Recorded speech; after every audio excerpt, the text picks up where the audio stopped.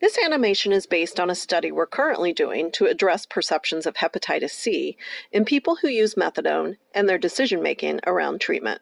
This grant is funded by Gilead Sciences. An estimated 3 to 5 million people are living with chronic hepatitis C infection. Similar to HIV, HCV is a blood-borne disease that's easily transmitted through blood exposure. It can cause liver damage and is one of the leading causes of liver failure and cancer. While a lot of the media has focused on baby boomers as a group at risk for HCV infection, 60% or more of those infected are actually current and former injection drug users. And despite the significant negative health effects caused by HCV, only 2 to 11% of this group actually begin treatment. This low rate of hepatitis C treatment places both active IV drug users and people who are taking methadone at an increased risk of developing liver disease and suffering the associated negative health outcomes, making them an important target for treatment interventions. Previous treatments for HCV were difficult to take, resulted in many side effects, and didn't always result in a cure. Today, there are new treatments that are easy to take and only require 1 pill a day, leading to a cure in 8 to 12 weeks.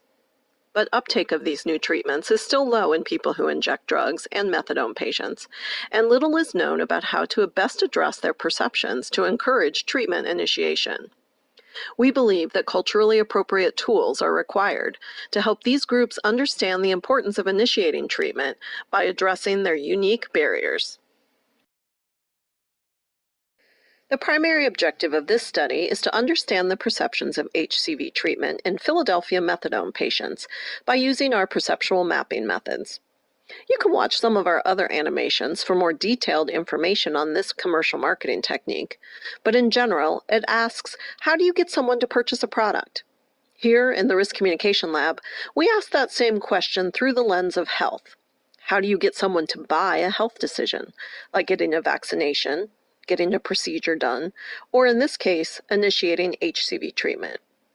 Using these methods, we have developed a mobile health decision aid for methadone patients and are currently testing it for acceptability and potential efficacy in encouraging the initiation of HCV treatment. There are 3 phases to the study. Phase 1 helped us broaden our understanding of the perceived benefits and barriers to initiating HCV treatment by conducting a survey with methadone patients and analyzing the results using perceptual mapping and vector message modeling. We surveyed 100 HCV-positive English and Spanish-speaking clients from 4 methadone centers in Philadelphia. The perceptual maps showed that methadone patients felt that HCV treatment was worth it, but had concerns about the length of time it would take to get treated, as well as tangible barriers like transportation and paperwork. They also did not see the benefit to treatment, although the concepts of being cured and being in charge were important in the maps, indicating significant message strategies. In Phase 2, we use the results to develop a mobile health decision tool that can be delivered via an iPad in the methadone centers called Take Charge, Get Cured.